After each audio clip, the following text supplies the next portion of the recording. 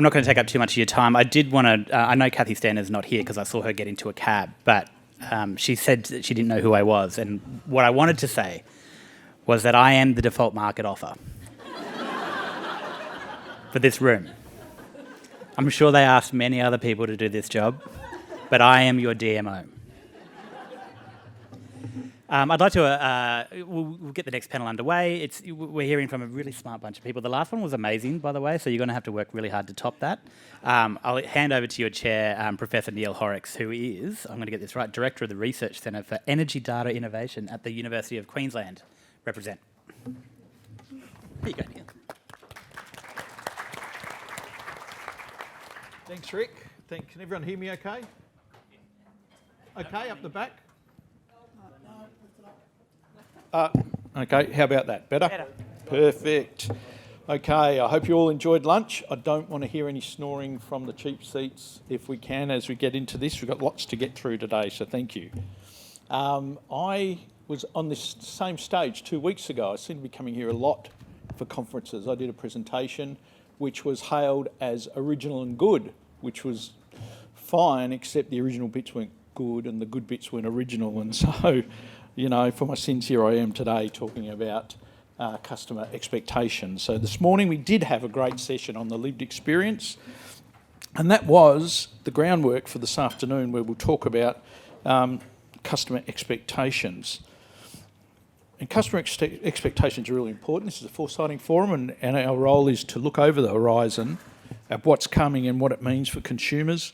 Specifically, we're going to explore this afternoon expectations of customers in a future energy market. So let me start by just giving you my 2 cents worth. Expectations are a funny thing in as much as we all have a reasonable expectation, at least at a helicopter level, of what people want. When we talk about energy, we talk about fair, reliable, safe, secure electricity. But what happens when it stops being fair, reliable, safe, and secure? We heard this morning about passive consumers. And then we asked all of the panel about what were the most relevant and memorable lived experiences in their lives. And all of those experiences didn't come from passive consumers. They came from businesses that were having challenges staying in business. They came from households that had panic attacks about the lengths of showers. These are not passive consumers. These are very engaged consumers. And the system isn't working for them right now. So what are their expectations moving forward? And what does it mean for us? We don't often voice expectations in detail until things go wrong, and we saw in the market in the last 6 months some things go really wrong in other industries, which might be a really good precursor to some of the things we need to think about. And I'm talking about the cyber challenges that many of us have been touched by. You know, Optus lost the data for 10 million customers, 40% of Australia.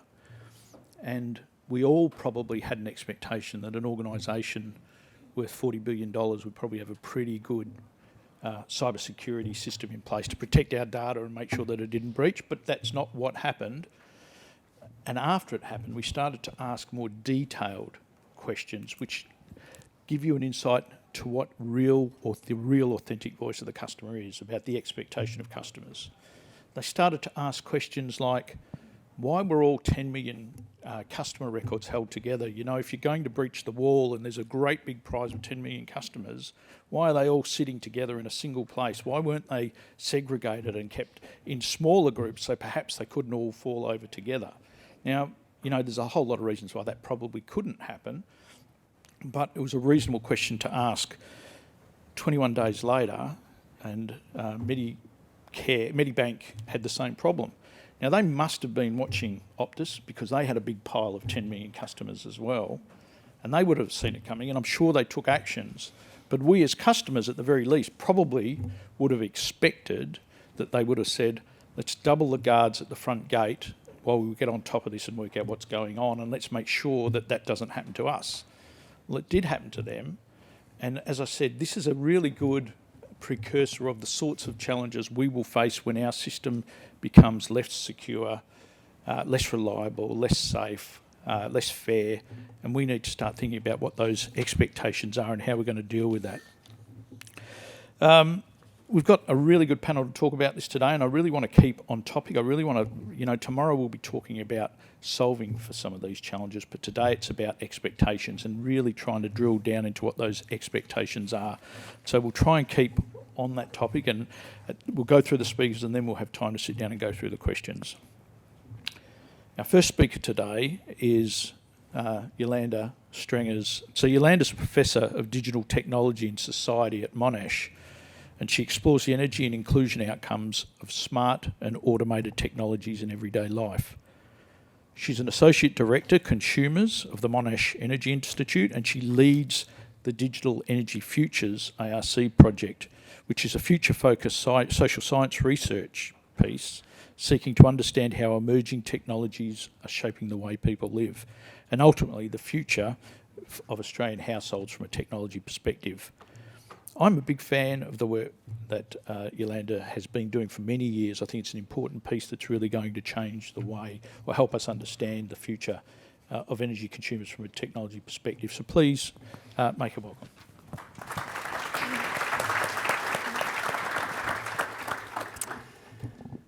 Thanks so much, Neil, and thanks for the opportunity to be with you all here today. So today is an exciting day for the Digital Energy Futures team. Today we released our final report, Scenarios for Future Living, which is the culmination of 4 years of research with Australian households conducted with my colleagues from Monash University's Emerging Technologies Research Lab. I just wanted to let you know that there is a number of them in the room today. So the project co-leader, Professor Sarah Pink, is up the back, and research fellows Dr. Farid Kaviani, Hannah Korsmeyer and Dr. Kerry Dahlgren are on the table over there. And we also have all our partners here today from Energy Consumers Australia, Ausgrid and AusNet. Hopefully you've also had a chance to look at our room to the side there, which showcases all stages of the research, including the scenarios that I'm going to touch on today. So what I want to do in my opening reflections is just talk through very briefly what the Digital Energy Futures scenarios mean for future energy markets. So the first thing to know about our research is that we didn't start out by asking people about what kind of tariffs they were on, what kind of price signals they wanted, how their bills or energy portals could be improved and more engaging, or what kind of market mechanisms people would be willing to accept. Instead, we started by asking people about how they live now and how they think they'll be living or want to live in the future. And those were the expectations that we engaged with in the research. And so that means that we spent many hours in people's homes and also on Zoom, with lots of Zoom fatigue, peering into people's everyday lives to discuss their routines, their expectations, their needs and their anxieties about the future. And from there, we started to have conversations about the energy market and how the energy system might fit into their lives, particularly in the context of the changing climate and in a world of new emerging technologies. And what we found is that people are interested in a much broader range of participation in the energy system and the market than is currently being considered. So our research shows that people relate to energy through producing and storing their own power, by making resourceful use of energy when it's available and also striving to not waste it, and by sharing it with others or aspiring to share it with others. But when we emphasise the market in the energy transition, we can unfortunately exacerbate mistrust and cynicism, encouraging people to adopt the mindset of what's in it for me, emphasising people's relationship to the energy system only as a customer, and creating inequities between who can pay and who cannot. The alternative is to reframe the market as an enabler of people's practices, priorities and values. So I just want to explain briefly what I mean by that.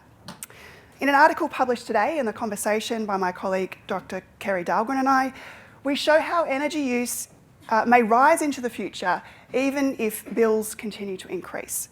And that's because people are expecting more from their homes. And we've seen that through the COVID period, but it's also continuing and accelerating.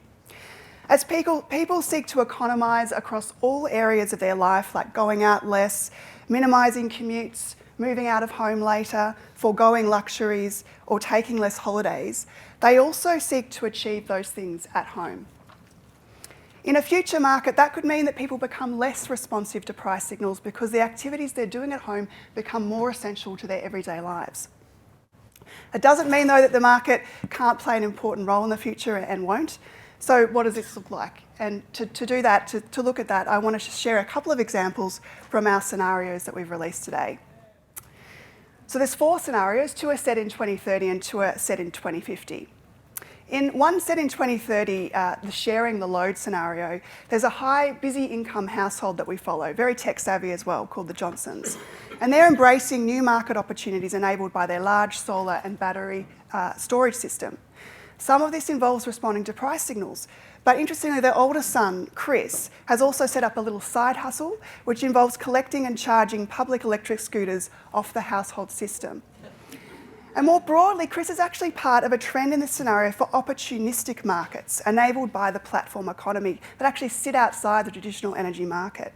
Things like Airbnb-style charging platforms for electric vehicles, for instance, that run out of people's homes and are located in convenient places. The second example comes from our 2050 sunrises and siestas scenario, where more frequent extreme weather events and hotter days mean that institutional routines have shifted so that the in-person component of school and work now takes place in the morning, with more homes occupied in the afternoon.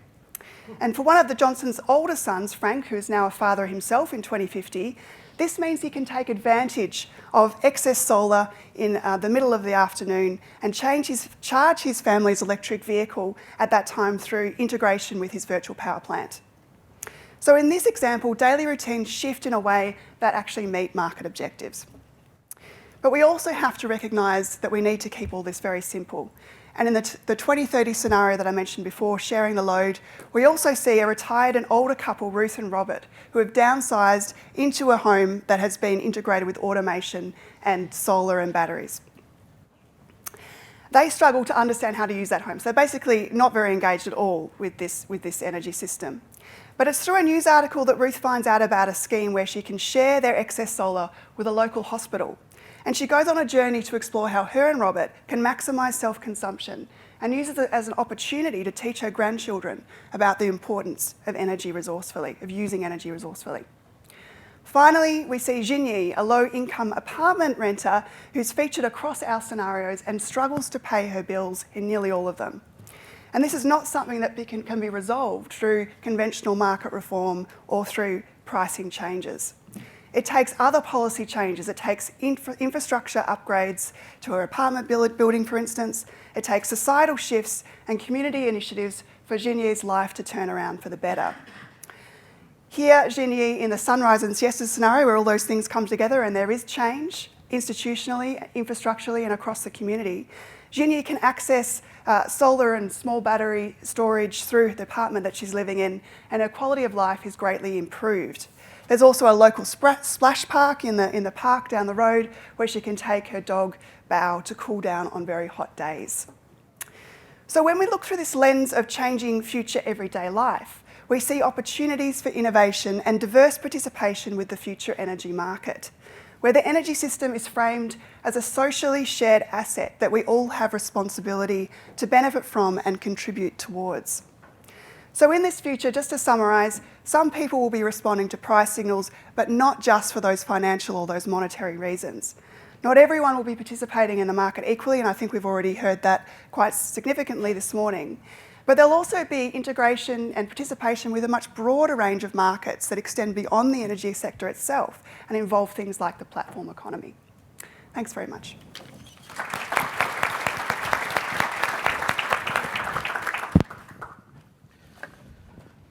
Thanks, Yolanda. Next in line is Marianne Lurie. So Marianne has more than 35 years of experience in the energy sector, working in and consulting to government, regulators and industry.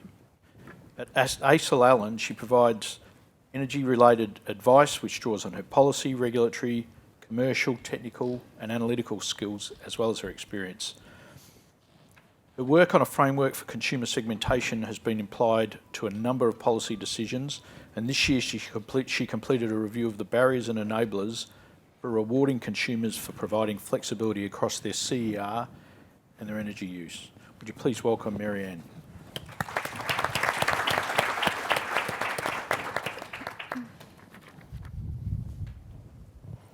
Thanks, Neil. And I'm a bit shorter than the others, so I'll have to get that in the right position.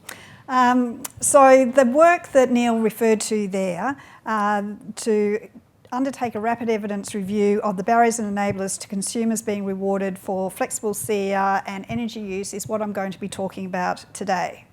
So the rapid evidence review informed the first release of the Customer Insights collaboration. We initially reviewed 27 papers that were identified by the ESB, and then a further 36 documents, including information submitted by stakeholders in a call for evidence and additional information sought by the stakeholder steering group that was established by the ESB. The review identified a number of barriers, from which the stakeholder steering group, of which there are a number of members here today, identified 4 critical barriers. And those 4 critical barriers were inclusion and equity, incentives and nudges, communication and trust. So first of all, around inclusion and equity. The review identified that customers are diverse and have different motivations, abilities and opportunities. Most of you in this room probably have relatively high motivation and ability, and many of you may be early adopters of CER products and services.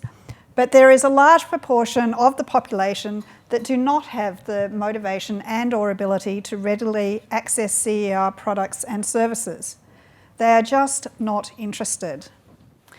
Additionally, some customers are excluded from CER products and services by their circumstances, and we've touched on some of this morning. So they just do not have the opportunity.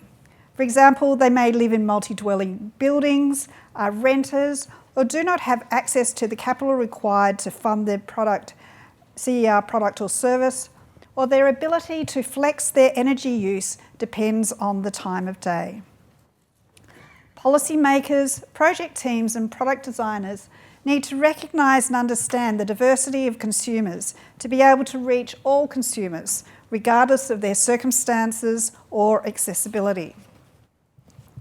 So the second critical barrier was incentives and nudges. So the review identified that there are 3 broad motivating factors for flexible CER and energy use, and these are economic, community and environmental benefits. The relative weightings of these motivating factors differ by consumers, and if certain policies or products are focused on a particular type of benefit, they may miss the other consumers because there is a misalignment of motivations. Creating incentives or nudges may make flexible CER and energy use more attractive for a broad range of consumers. They may help to overcome the inertia by shifting them from the status quo. The behavioural economics literature identifies that effective nudges may include, for example, default rules, as it is too burdensome and time-consuming to require people to choose. Simplification. Many consumers do not have the time or resources to navigate complexity. The use of social norms. Informing people of what others are doing, which is most effective when it is local and as specific as possible. And increases in ease and convenience. Resistance to change is often due to perceived difficulty or ambiguity. So the third barrier is around communication.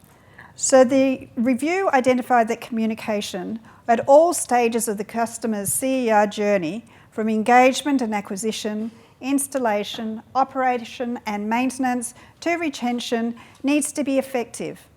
However, it may be ineffective due to the information source, the media channel, the content and or the language that is used. The information source needs to be trusted, and there is no single source that is trusted by a high proportion of consumers. And this was written sort of like 12 months ago, and obviously that's been even greater now. The media channel needs to be accessible, noting that, for example, some consumers do not have access to online information, and consumers in rural and regional areas may not be able to access in-person information. The review identified that information on new energy products or services and the energy sector more broadly can be complex and confusing which can overwhelm customers, or generic, which is unrelatable or inaccurate. Additionally, the term flexibility is a new concept that is not well understood by consumers at either a product or a service level, or how it fits into the broader changes underway in the energy system. The messages need to be targeted and personal for customers and be received at the right time. The language needs to be more consumer-centric, free from ambiguous or confusing language, and account for a high proportion of English as a second language households from culturally and linguistically diverse communities. Consistent, coordinated and ongoing communication campaigns are required to grow familiarity and understanding by consumers over time. And the fourth critical barrier identified is trust. So trust is critical in public acceptance and advocacy of new technologies. Trust is required in the energy sector more broadly, as well as in the provider of CER products and services and the product or service itself.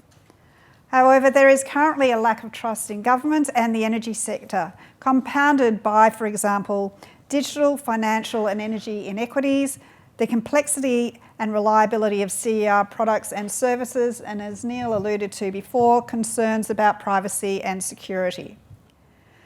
There are a range of approaches to build and deepen trust in the relevant agents and issues, including embedding trust through simplicity, using multiple channels that are trusted, offering rewards rather than penalties, adopting an inclusive design approach to the development of policies, regulations, programs and communications, adopting a staged approach, and obtaining a social licence through identifying who is included and who is excluded, who wins and who loses, and whose lives and livelihoods will be put at risk.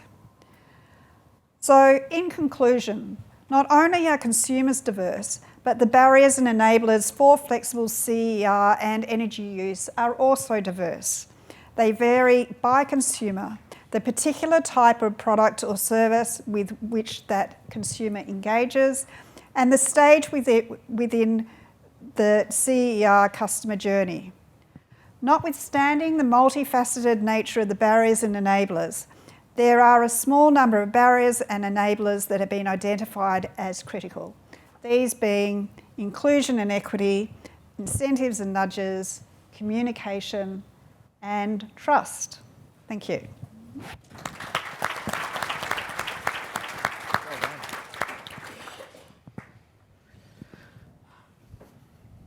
Thank you, Mary-Anne. That was really good. Next up, we have Anna Collier. Anna is the chair of the Australian Energy Market Commission and the Energy Security Board. She has more than 2 decades of private and public sector experience in energy and has worked extensively on industry reform with energy ministers. She has a passion for leadership and change and is a big believer in a learning culture where experimentation is a necessary part of creating something new. Anna has a Bachelor of Laws and a Bachelor of Commerce from the University of Melbourne. Would you please make her welcome?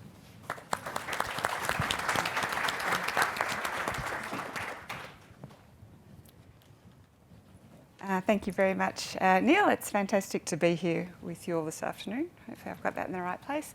I'd just like to start by acknowledging the traditional owners and custodians of the land where we're meeting today and pay my respects to their elders past and present. I think while we're talking about looking forward, and a Foresighting Forum is a wonderful opportunity to just also reflect on the great privilege we have of living in a country which has the oldest living culture in the world. I'm sure, like all of you at the AEMC and of course at the ESB, we have very multiple, complex, overlapping, intersecting work programs. And one of the ways that we like to try and organise our mind so that we can get our heads around that is through developing themes of our work. Our current themes are, this will come as no surprise to anyone, transformation, resilience, and innovation, and I thought how pertinent they are to the conversation that we're having throughout this forum. The one that I really wanted to focus on is transformation and its intersection with innovation, which is not to say resilience isn't also top of the list, but I think that will come through in the conversation that we have of its own. When I talk about transformation, I want to be very careful. The AMC has been criticised in the past for expecting customers to transform in a way to interact with the beautiful market that we design. I didn't realise that would get a laugh, but that's good. I have some words ringing in my ear from some of my great colleagues. So at the AER, a phrase that I particularly like is that we have to work for the customers that we have, not the customers that we would like. And I also particularly like Lynn's reference that the customer is not your imaginary friend. Customers are all of us. They're the people that we interact with.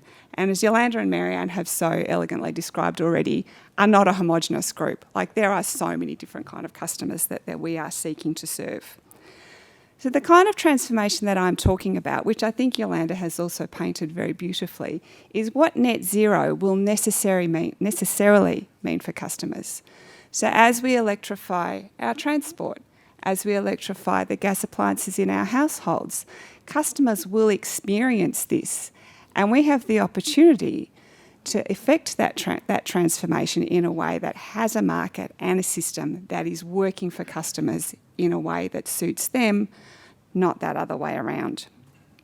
So I did really enjoy Yolanda's scenarios. I have another analogy that I'm going to share, which I've actually used in the past, so apologies for being repetitive.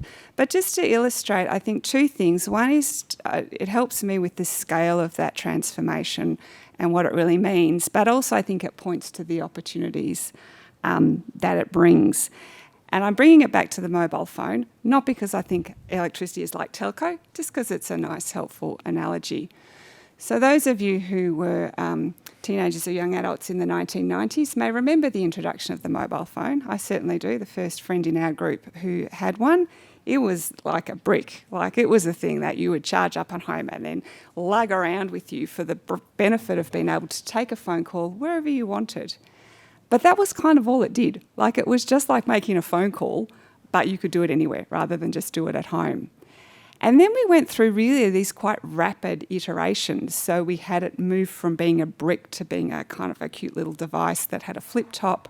Then we had a BlackBerry where you started to be able to do extra things with it, like see your email. Then we had the iPod. And then we finally got to the iPhone, which of course is not actually a phone. The iPhone is a complete life management communication device. My understanding from my husband, who is quite a big Steve Jobs actually, I won't say fan, he's just very interested in Steve Jobs. But he called it a phone so that we all wouldn't be frightened of using it. But really, it's completely transformed the way we engage with almost every aspect of our life. And so when I talk about what net zero will do for the way customers engage with energy, that's the kind of transformation I have in mind.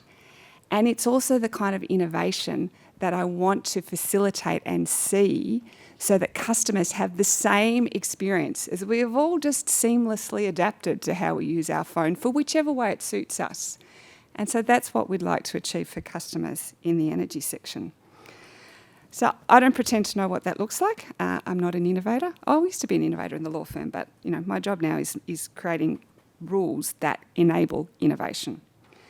And so in that context, there's a couple of different things that I just wanted to mention in closing. So the first one is that we want to make sure that our market regulatory systems have the right balance between customer protections now, customer protections as we transition, customer protections for that future world, and allowing the flexibility, the possibility of the innovation that I think is essential in order for customers to have a positive experience, and that's all customers, throughout that journey. There's a couple of pieces of work that the AMC has on right now, which we have to look up and see that future in order to really think about the benefits of those pieces of work. So, for example, the smart meter rollout, which I know raises lots of eye rolls whenever I mention it, it's about data, and we talked a little bit about the risks of cyber and security before, etc., which are a critical part of it, but it's also about enabling, what can we learn? What is the data that people can use in the future to create these better futures for customers? The other piece of work we've renamed, it used to be called Flexible Trading Arrangements. We're calling it Unlocking CER Benefits. And really, when I was listening to Yolanda, it's about enabling the kind of services that she was describing to be developed within the market in a way that best works for customers. But perhaps more than what we're doing at the moment is how we go about doing that work. And in this context, again, something quite specific that I wanted to mention, which I think is really pertinent in this kind of forum. When we look at how to affect change in a complex environment, one of the things that is often referenced is the importance of partnerships and networks, because nobody's got the whole answer. And so some of the partnerships that the AMC is particularly interested in ensuring that we're nurturing and cultivating and working with are with perhaps some of the different groups than what we've worked with in the past. So certainly customer groups is like, that's the bedrock, and we really enjoy our particular working relationship with the ECA, which has been so positive for us, as well as, of course, our broader customer community. But we're also looking at innovators, and in particular, the innovators we don't normally hear from, the startups who aren't as resourced as our incumbents to engage with our kind of processes. And so we've been talking with Arena, for example, about, well, how do we get into the startups' head?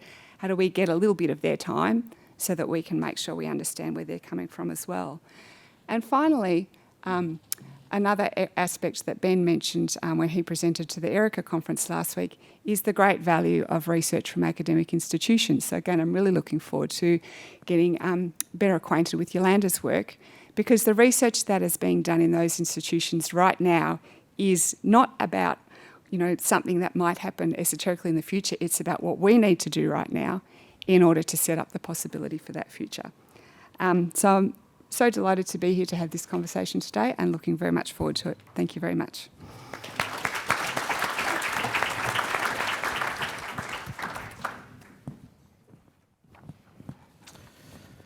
Thanks, Anna. Our final speaker today, before we sit down and go through some questions, is Rebecca Huntley. Rebecca is one of Australia's foremost researchers on social trends. She holds a degree in law and film studies and a PhD in gender studies. She's worked closely with climate and environment NGOs, government and business on climate change strategy and communication. And she's currently the Director of Research at the agency 89 Degrees East. She's the author of numerous books, a broadcaster with the ABC, and writes regularly for media outlets, including The Monthly, The Guardian and the Sydney Morning Herald. She's also a highly active board director. Would you please make her welcome?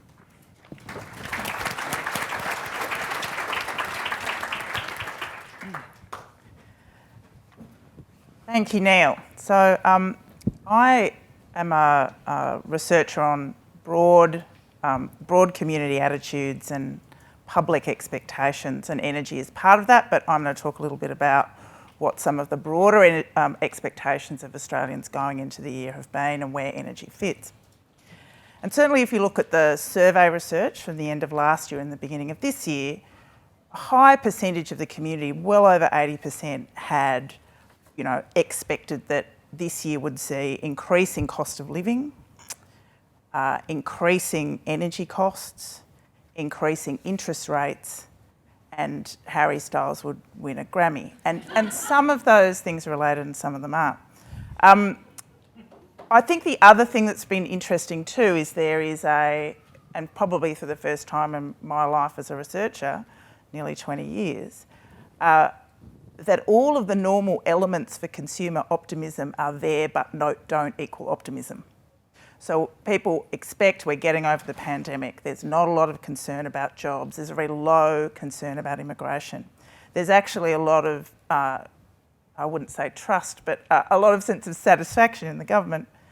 But that doesn't equal optimism. And in a sense, we've gone through a kind of series of traumatic events as a society that have been at every single level that have created a kind of new mindset that isn't going to go anywhere for some time.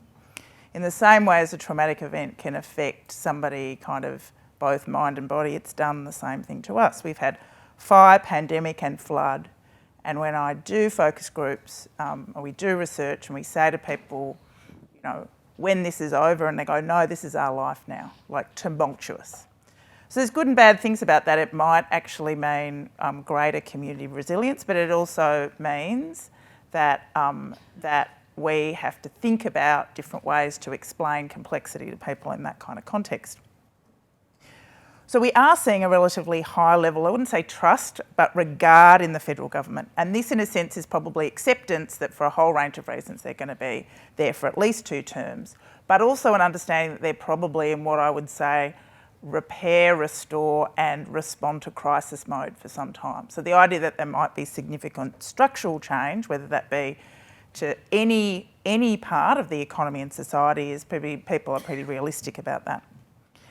They've also seen, and whenever you mention energy in broader focus groups, that all they can think about is the 1 step forward, 3 steps back, a little bit of a shuffle to the side policy position that's been the case for some time. And there are consequences from that as well. There is also no doubt that the election that we just had, the federal election last year, was driven by 3 factors: a Prime Minister past his use-by date, cost of living and climate, and we've not actually seen that heady mix since about 2007.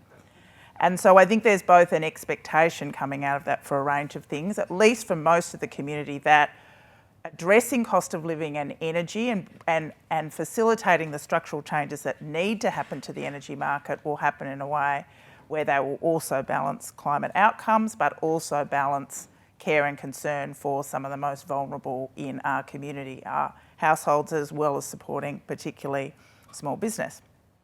So lots of expectations.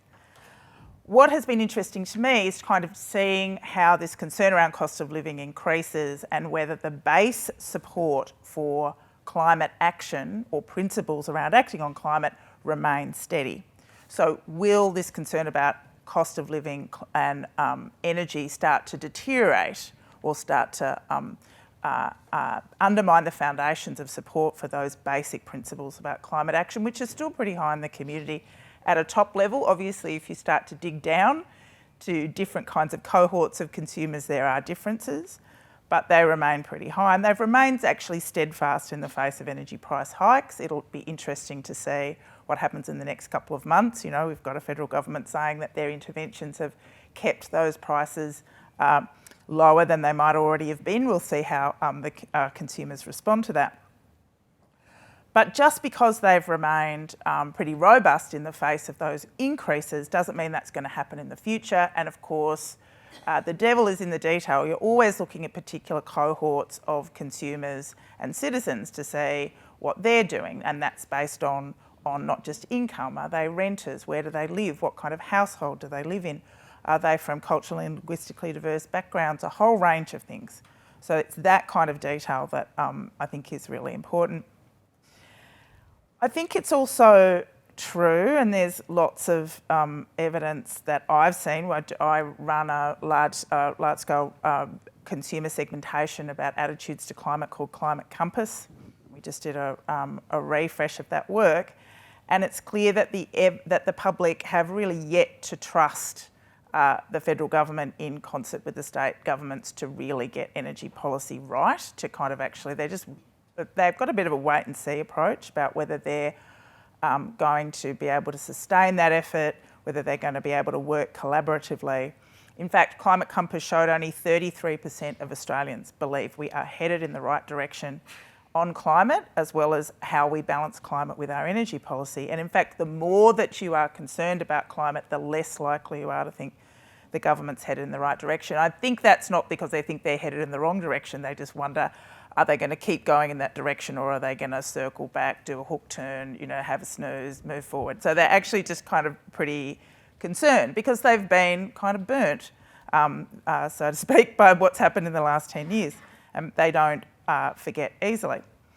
And of course, the other thing that's coming up in the research is they recognise we've got to make up for lost time, seize the opportunity. And so they actually feel that urgency, but at the same time, anxiety about what will be lost, or perhaps what they will lose if we go too quickly.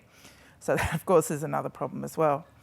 And then finally, the thing that's coming up constantly in the work that I do around renewable energy and renewable energy infrastructure and things like renewable energy exports is a whole range of questions around the social licence for this kind of work.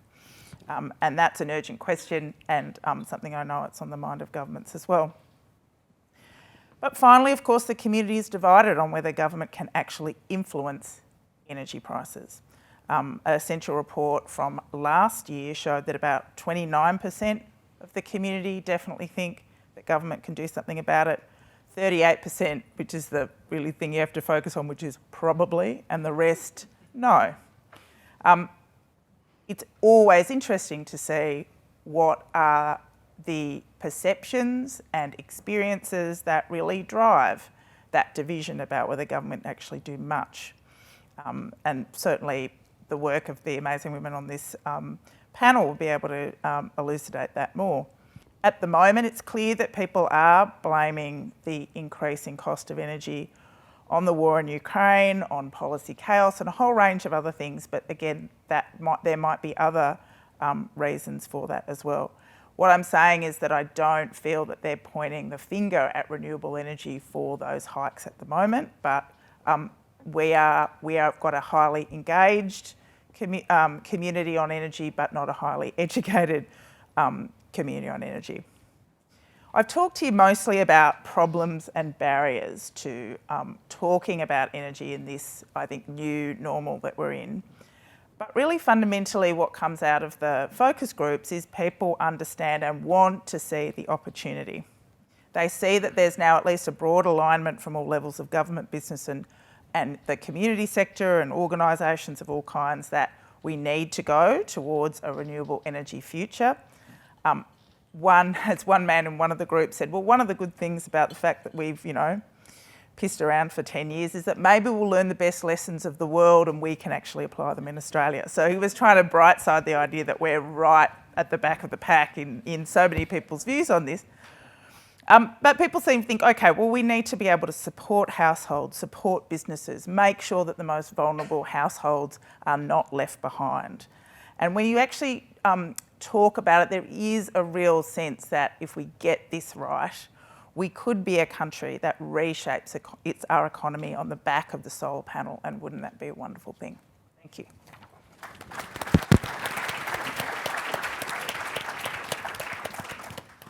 Thanks, Rebecca. Am I on? Is that working? You can hear me okay? Thank you. Well, I'm sure you'll agree they were all great presentations. There was some really great information in there, and hopefully we can start to dissect that. I think Anna mentioned the Erica conference that was here 2 weeks ago, and at that conference, one of the speakers made a really interesting observation. They talked about the innovation of electricity and how there was a lot of hope when it was first invented that it could create a better quality of life for us. And as it grew in usage and in application, it created an opportunity for social good, and it enabled people to warm themselves and cool themselves and be able to see by light at night. But over time, the system has changed, and it changed as we started to move more recently, specifically into a user pay world where energy is all about your ability to pay for what you can access, and has grown past that into what's in it for me and how I can create my own energy future with my own resources. And so we now have a completely different system to probably the intent of the system that started. And we see that vein right through the talks today, and that vein is diversity. There's a great diversity in what people want out of their energy today, and we touched on that in every speech today. And so the first question I have for the panel today, from well in the last decade through to now, we've talked about our expectations of the industry being about safe, secure and reliable energy. I wonder if that catch cry holds true in 2030, and if it doesn't, what are some of the words that could describe the expectations of the general public moving forward? Anna, do you want to comment on that to start with? I know it's a hard question. Sure. It is hard to move past safe, reliable and secure, but perhaps there are things that will overlay that. I think safety has got to be the absolute baseline. Electricity is a dangerous product, and we have people creating electricity in their own homes now. So the safety regulation, which actually sits well outside my jurisdiction, but maybe an interesting launchpad into understanding better how customers use electricity and create electricity themselves is critical. So that with more customers creating more electricity at home, I think becomes important in many different ways. When I think about security and reliability, I'm thinking about whole of system. And it comes back, I think, to this idea with the many different customers that we have. There will, of course, remain a group of customers who are relying entirely on the system. And so to make sure that those customers have access to electricity when they need it at a sensible price has got to be critical as well. So I think these things remain incredibly fundamental to making sure that we are serving that broad spectrum of customers. But perhaps what you're alluding to, Neil, is the fact that perhaps there's other things that start to overlay as well. And the one that just sprang to mind, listening to all of the speakers, flexibility, adaptability. So the fact that we can create something that different customers can respond to and engage with differently without detracting from those basic fundamentals. And maybe that's where we're all looking forward to the potential futures that Yolanda describes, for example, with, well, is that the next thing? And then, of course, I'll come back to the other fundamental, which Rebecca's finished with, which is affordability. Like, at the end of the day, if still an essential service, people still need to be able to get it at a price they can afford. So I don't know that it changes, but maybe there's some added dimensions to it. Excellent. Does anyone else want to comment on that, Yolanda? Yeah, sure. Thanks, Neil. Look, I think safety, reliability and affordability are obviously going to continue to be really essential for the future energy system. I would probably say they're going to become even more important, actually, as all of our scenarios really emphasise the importance, the continuing and the more central importance of the home into the future. And as people start to expect more things of their home, then they have less discretion around having that reliable, safe and affordable energy. So, one of the examples that comes to mind that really came through very strongly in the Digital Energy Futures research is the importance of the home's ability to be able to provide safe, healthy and comfortable air. So this kind of shift away from home comfort being just about heating and cooling, and actually people wanting an environment, an atmosphere that delivers them safe, comfortable and healthy air in the context of pandemics, but also bushfires, allergies, asthma, other pollutants that might be in the home. And therefore, energy takes on an even more important role in providing those kinds of services and needs that people expect.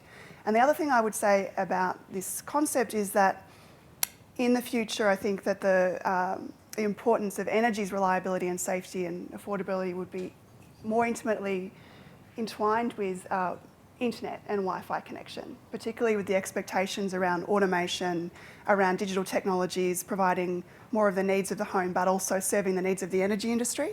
So we have to sort of think about these two services becoming more closely connected as well, and their reliability depending on each other in many ways to provide the kinds of things we want for the future.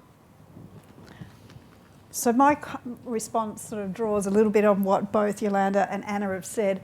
I think safety, absolutely, for the reasons Anna mentioned. In terms of reliability, it's very much going to be focused on not necessarily the reliability of the network, but the reliability of somebody's supply, regardless of how they get that. So it could be related to their own supply of electricity.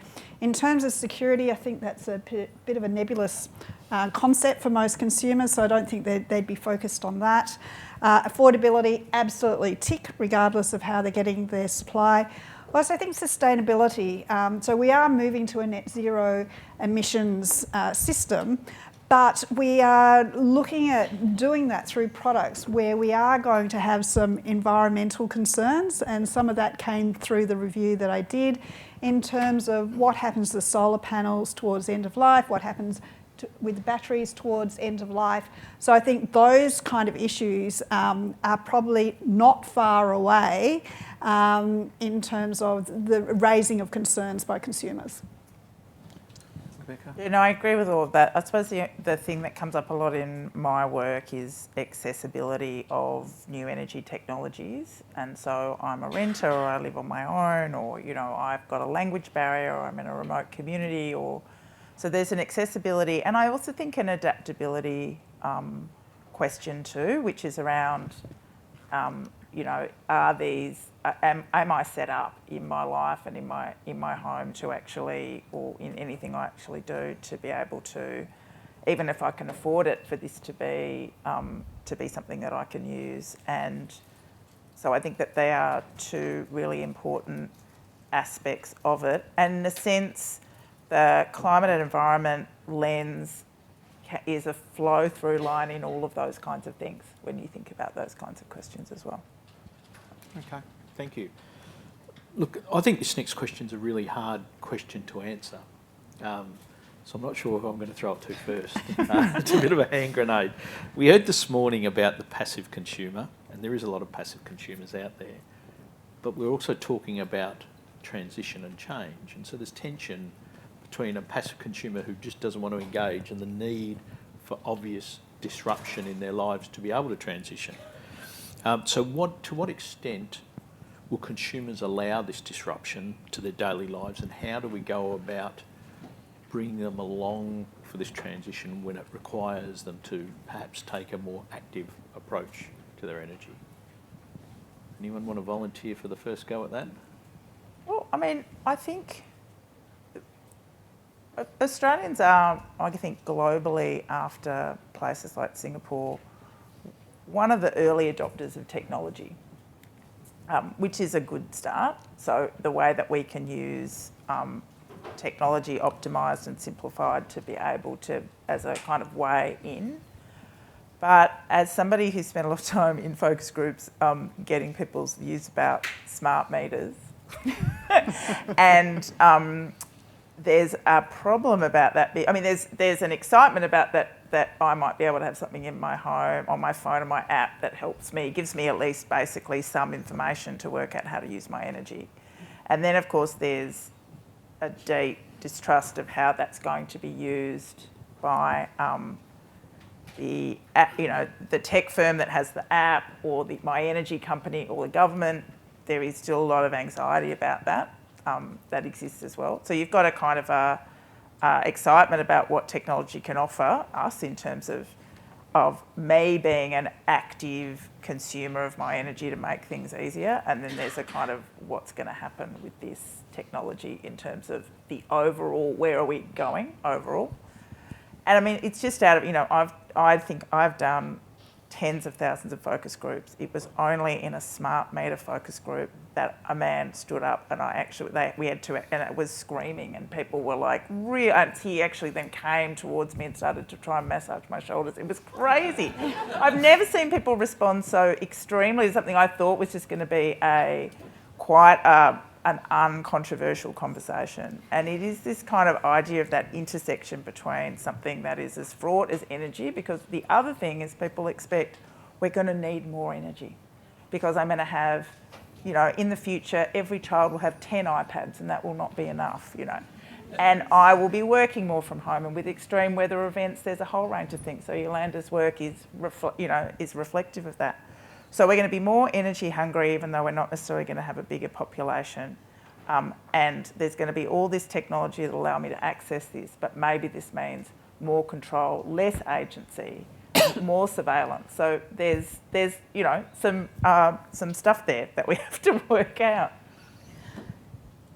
Sorry, I've got to steal your thunder. Okay, yeah. Because I just really wanted to draw back to I agree with all of the challenges, and then it's good to face into the challenges and work out what do we do. So I think the work that Marianne led for the ESB on those barriers enablers is a really good place to kind of think about, we've got to kind of try and wrap our arms around it somewhere. What are some of the key things that the research has shown that can help us with helping customers through this disruption? Because I think the thing that I was trying to say is that the disruption is coming, like it's going to happen. And so it's not like whether there's going to be a disruption, it's just like how do we actually get a better outcome from the disruption?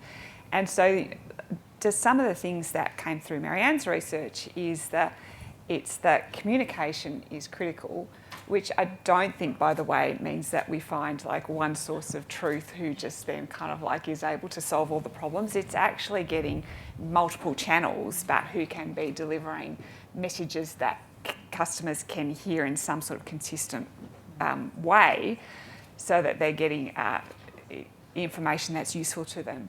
But I think the other one that's really interesting to me is the nudges. Not necessarily a big bang.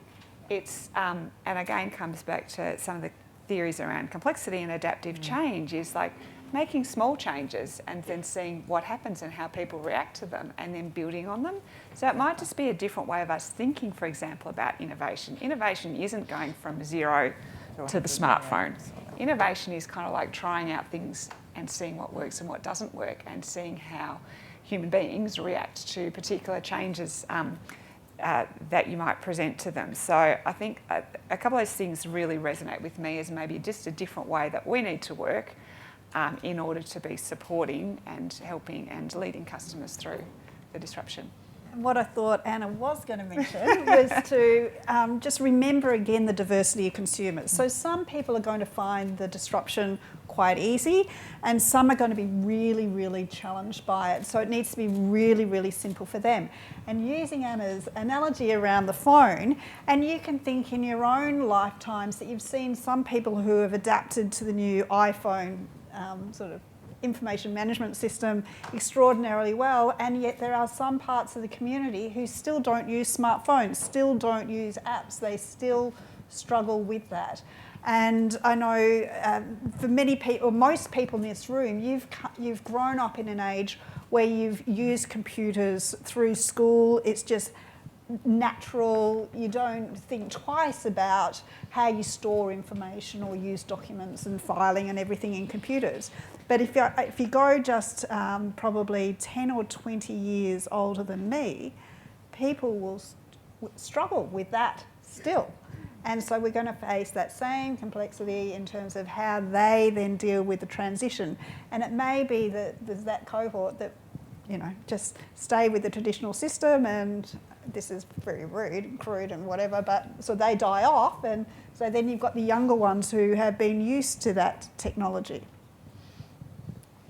And yeah, the only other thing I can add to that is that there's disruption happening around us all the time and outside the energy industry, and it's so important to look at that, and that's what the Digital Energy Futures project was doing. I mean, the iPhone is an amazing example of massive social disruption to all facets of our life because of a technology that didn't come from the energy sector. And we've just had another major disruption with the COVID-19 pandemic, changing, for instance, probably permanently, the ways in which many of us work and enabling working from home. So I think that's not necessarily a problem. There's opportunities there as well for the energy sector. Disruption can be something the energy sector looks for and thinks about how it can cooperate with it. So in the case of working from home, for instance, now we have way more houses than we ever had before, with some person or one person home in the middle of the day, able to use, for instance, solar generation when we want people to be using it. So that there's opportunities there from the disruptions that are occurring around us and happening outside of the energy sector. So I think we can kind of flip that around a bit and look for some opportunities as well. I agree, and I don't think we should forget about the fact that there are always external factors acting on this industry. Some of them will work for us and some will work against us. But I do really like the idea of simplicity, incremental approaches, and soft nudges rather than hard-driven changes, because this is a diverse group and it's going to take a lot of effort to get there. So Yolanda, you've seen this question sitting at the top of the pops for the last 10 minutes. It's coming your way. What are some of the conflicts between what the industry thinks and what consumers are doing, or what consumers have expectations are going to be done for them moving forward? Yeah, I feel like this one's a bit of a controversial one, Neil. Yes. Look, I think the main thing to highlight here is probably around the technology visions for the energy industry, and we've spent a lot of time in our team looking at the differences between the energy industry visions but also the technology industry visions, and comparing that with how the people we've talked to through our research see their own lives unfolding.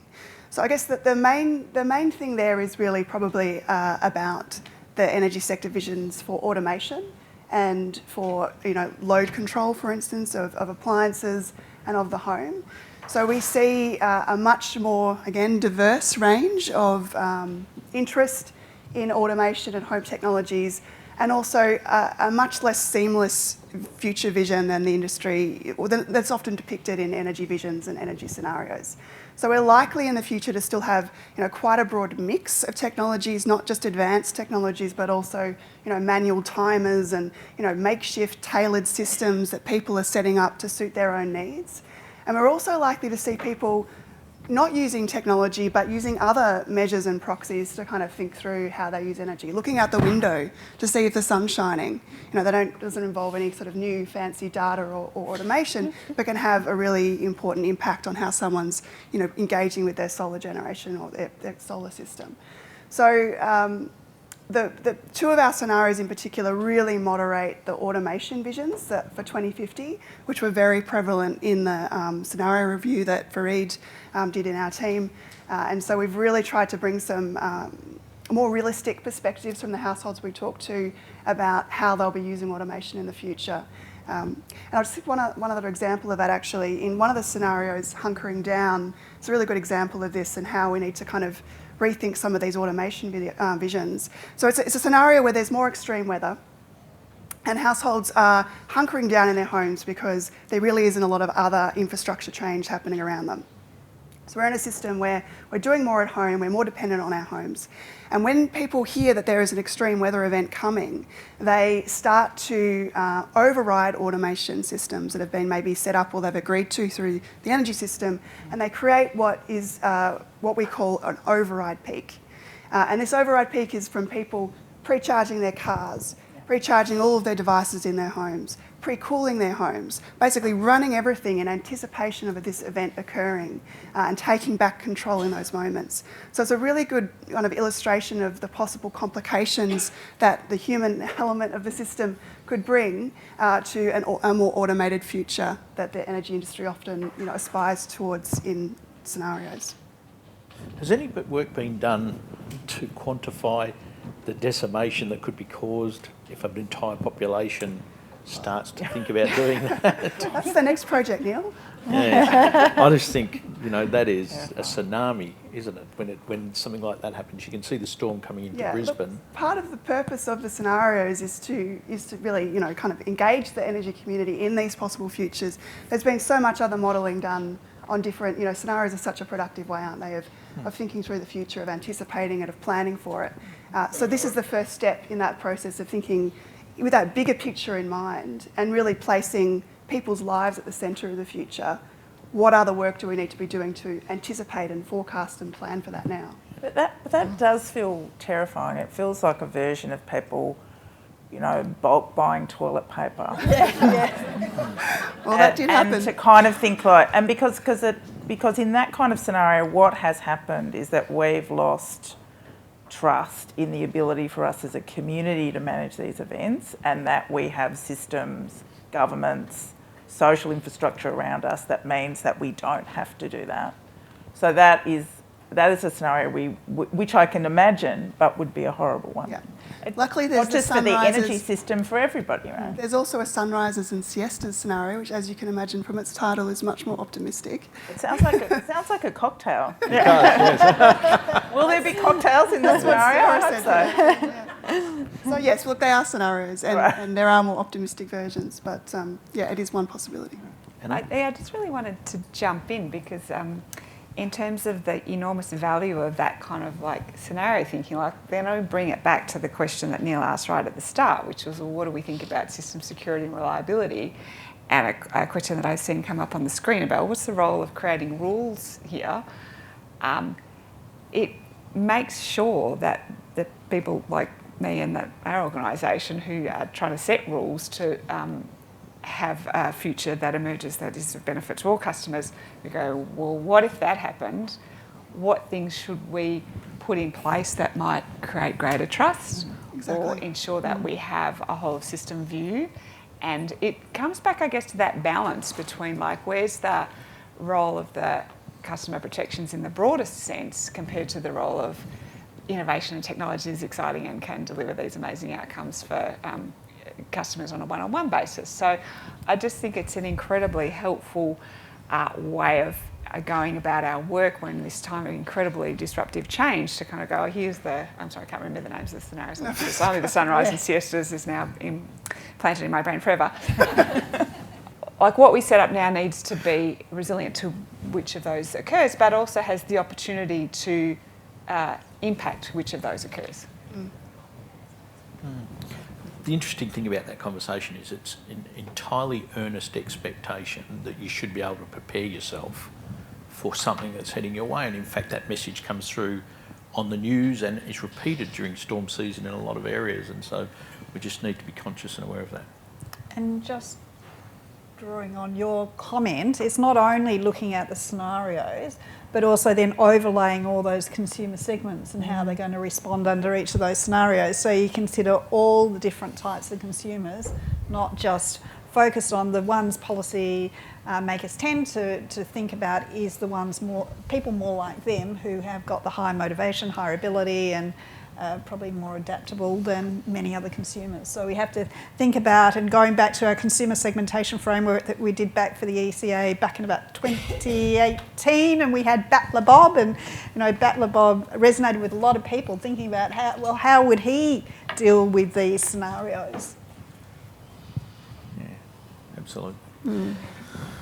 So here's an interesting question, and it harks back, I think, probably, Marianne, to something you said earlier, that we've got an ageing population, and as we lose one end of the population, a new part of the population is replaced. And so, in a 2030 or 2035 scenario, our population now has a lot of people who right now are quite young. Do we think their expectations will be different to the current expectations of people in this market? I might start, but I might answer this question as a parent as opposed to as a regulator. I am always astounded with my teenage children and what they've adapted to and what is different in their life to what was different in my life, which is, it's one generation, it's not that big a shift.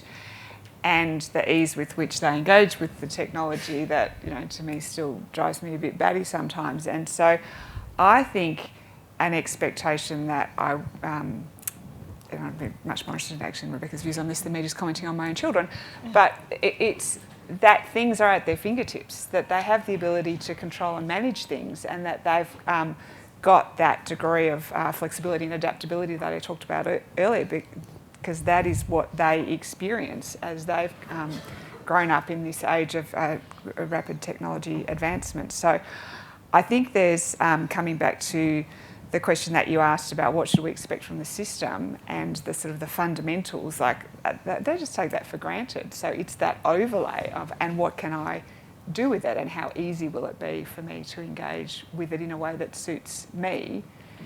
A little bit less set and forget this is something that somebody's doing to me, and a little bit more, or I can choose to engage with this and how I'd like to do that. And it's more than just their ability to adapt to new technology, but their whole life is different. So they will be used to air conditioning. They won't remember a time when air conditioning was only for certain parts of the community. They won't remember the days when televisions were a luxury, where, refrigeration was relatively new and all of those kind of things. So they will take for granted the need for electricity in a way that the older generations do not. But they also won't have big houses because they won't be able to afford them because their parents and grandparents won't die quick enough. And they'll have used up all the money in aged care. So let's be honest, yes, they'll have 1 million iPads, but that wealth generation transfer won't happen quickly enough. So they'll be used to living in smaller places. They already show largely that they're quite comfortable about saying, maybe I rent something that is energy intensive rather than buy it outright. So I think it's quite difficult. And then you've got to also talk about, are you talking about people under 20 or under 30? But I think that we have to place this energy needs in a larger change that's happening around their expectations about things like home ownership, needing to have a car, and how they feel about technology as well. So there may actually be, and of course, if you cut the data that we have around attitudes to climate change of anybody under 25, 60% of people under 25 are alarmed about climate change, and almost all the rest of them are concerned, and about 1% of them are dismissive. So there's an entire generation who are going to demand that we do both, make electricity, energy, they'll be driving the electrification agenda. They will resist what they see as a false choice between you act on climate or you act on energy. They're just not growing fast enough. There's not enough of them, and their grandparents aren't kind of, shuffling off quickly enough to make those changes happen, but they will happen. Well, many will probably also be living in their parents' sheds. They may be, yes. Pimped up sheds. That's right. Or under the stairs, Harry Potter style. Nothing magical about it. Of course, younger people are staying at home longer as well, and there's a lot of renovation going on people's properties, which comes back to that point I was making earlier about the home becoming more central. And that means that not just the primary dwelling, but other spaces around the property also being electrified, being upgraded to provide extra living spaces for different members of the family. And that's again about a kind of economising overall trend, which will increase energy bills at a household level, but perhaps result in a cheaper kind of lifestyle for people. We also found in our research with younger people a lot of interest in gaming and really high-powered processing capacity in computers for all sorts of different things that people are doing with that. And also, as I mentioned before, interest in those emerging markets, particularly platform economies and gig economies, and kind of engaging potentially with energy markets, but through a very different form to what perhaps consumers today are predominantly engaging with. Great, thank you. So there's another question here around data. For the longest time, we've often adopted a one-size-fits-all type approach in a lot of things in our lives. And we've avoided trying and satisfy everyone's needs all at once because it's just so complex. But as we get better and more data and better AI and computing capacity, the ability to manage more diversity and offer more things to more people in an ordered and fair way becomes possible. So a question's been asked, which is a part of the pathway there. Access to local real-time data for smart meters is a key enabler for being able to move down that pathway. But the NER prevents us from accessing a lot of that data. Does this need to change, and does it need to be a bit of a priority moving forward? I saw a couple of questions coming up on this. So we are absolutely looking at access to data as part of the smart meter work. So I think to Rebecca's point earlier, and we did some excellent work with ECA when we started this review, like customers don't care about smart meters, but what is of interest is what can it do for me, which is obviously through the data that it enables. And so we've looked at the different potential recipients of the data. So I'm interested into what local refers to. I assume it means that the customer can, in real time, look at their own data.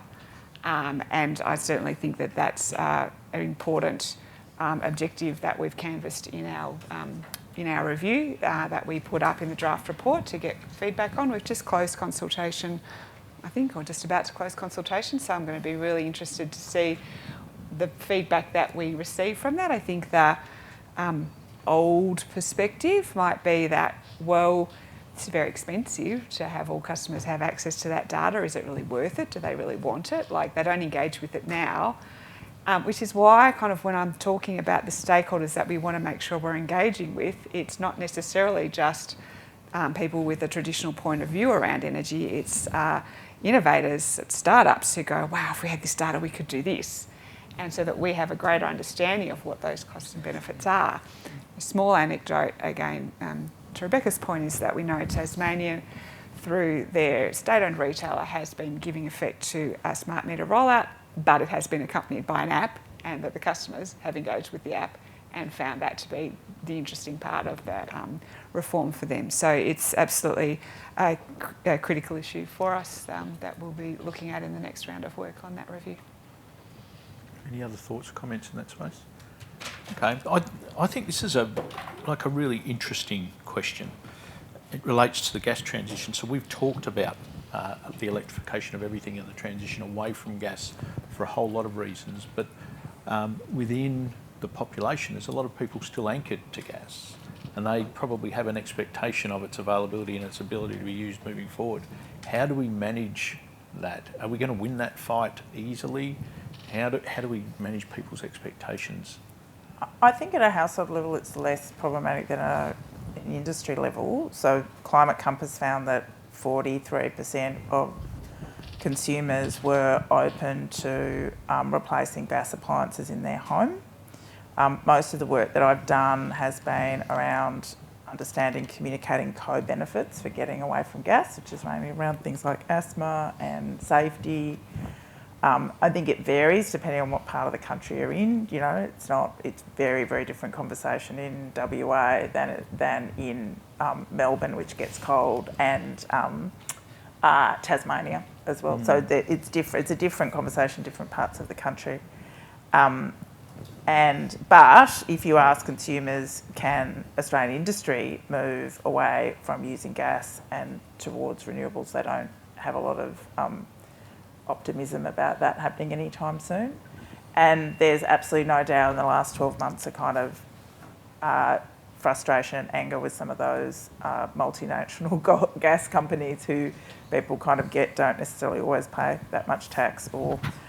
So there's quite a lot happening in the gas area, and when I first started looking at consumer attitudes to gas in detail 4 years ago, there really wasn't a lot that people said other than, oh, it's really great for hot water and isn't it nice cooking, and I thought it was a renewable energy source, isn't it natural?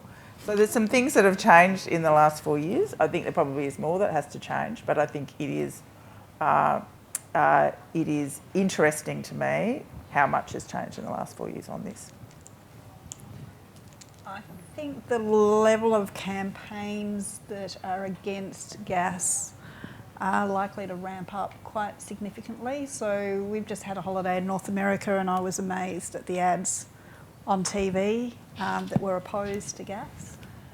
So I think that they will come here, and I think consumers' expectations about the continued use of gas are going to change very significantly, very quickly over the next couple of years. Yeah, I think we're at a very important inflection point around gas, and I think that what's happened with the war in Ukraine and that impact on gas prices and the response that we've seen both from industry and from government has really brought that very much to a head, which is... I'm really interested to hear that consumer feedback around the appliances. I think about it in different segments. There's that consumer use of gas. There's a large use of gas, particularly as a feedstock, not necessarily as an energy source. And then there's, the area of focus for me, which is the gas-fired power generation and how that complements the system. And I guess the current tension between we want to move away from gas, but at least in some of those use cases, we still need gas and we don't have the replacement yet. If you look at AEMO's ISP, that has us with gas-fired power generations playing a very different role. So playing a role which actually reduces emissions significantly compared to the current mix, but nevertheless within the system.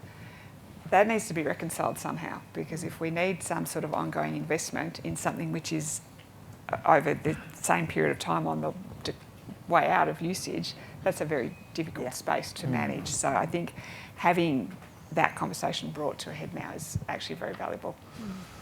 What has changed in the last 4 years is people have recognised that you don't need gas to be a good cook, that induction is a reasonably good, and actually probably you could heat a house.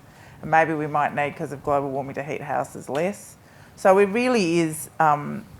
And also the other thing that I think is significant is people don't, unlike coal, people don't see gas as a kind of a nation-building form of energy. Right? There's a lot of this sense that, coal creates and supports jobs in regional Australia. There's not the similar kind of language about that, except in WA. So its strength at a consumer level is really around its efficacy around the home. And that idea about that you that a gas-fired home is warm with beautiful food and, you know, fluffy kittens on pillows and stuff like that. I don't laugh because that is what it kind of makes people feel.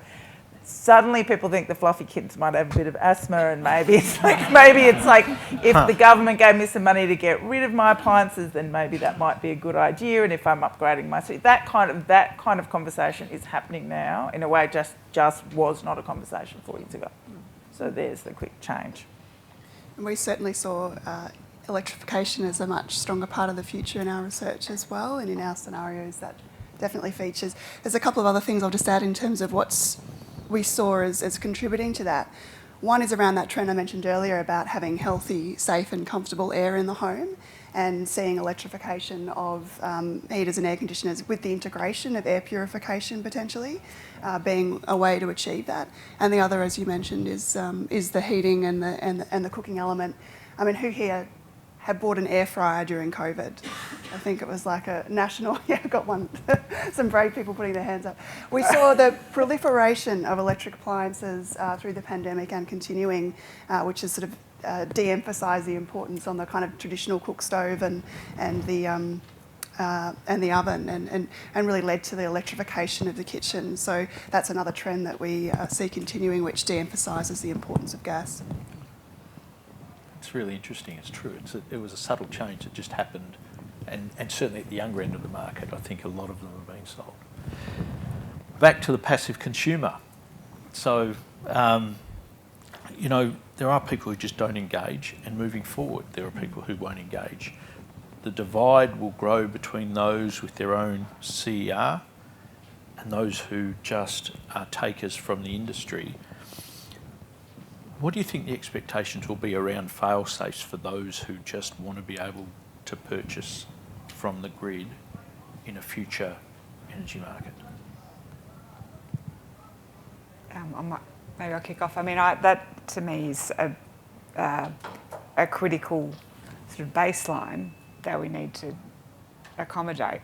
So it goes with the not expecting consumers to do things that are not in their interests. If there's a group of consumers that, notwithstanding all the apps and technology in the world, wish to simply buy electricity that is supplied from the grid in the way that happens now, that my belief is that needs to be accommodated, and we can't accept a growing divide as a result of the transition to net zero. That's just not an outcome that I think we should be prepared to let happen, which does mean that when we're looking at the customers that can access the consumer energy resources, that can afford the solar panels, that can afford the batteries, that we think about reform and settings that not only means they can get the best out of their assets, but we think about how does that impact the rest of the grid. So a good example of that is work that we did, again, closely with a number of great other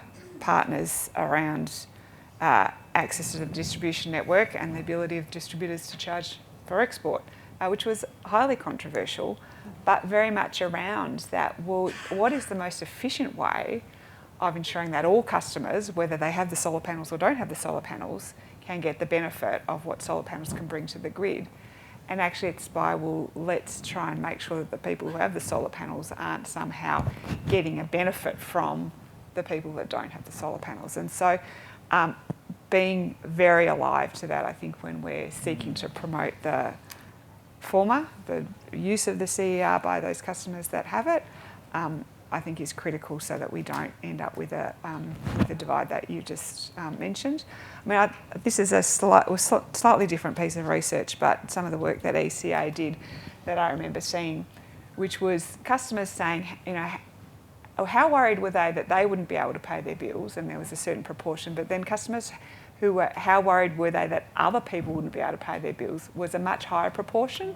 And so I'm thinking about expectations. I think customers are also alive to that, and customers who can afford it don't want to see other customers can't afford to be able to pay their electricity, is my kind of very simple take out of that piece of analysis.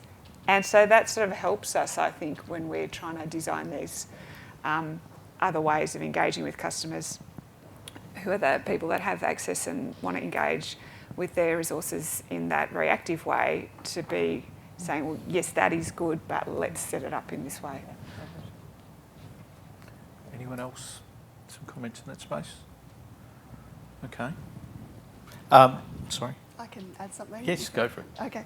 I think it also is about looking beyond just the tariff reform that we've, predominantly focused on as the mechanism by which the new market might emerge, and thinking to some of the broader opportunities that I was speaking to before when I was kind of introducing some of the scenarios. So, and this has been a long theme in our work actually, sort of even looking beyond the home and thinking about partnering with other organisations and other businesses to help support consumers through providing alternative opportunities for them to, say, get cool in the middle of a heat wave, or find some other way of achieving what it is they need without necessarily being dependent on a grid that perhaps isn't working or prices that are astronomically high. So kind of getting a little bit lateral in how we think about fail-safes for the market, not just about what are the mechanisms for pricing and bills, but also what are the infrastructure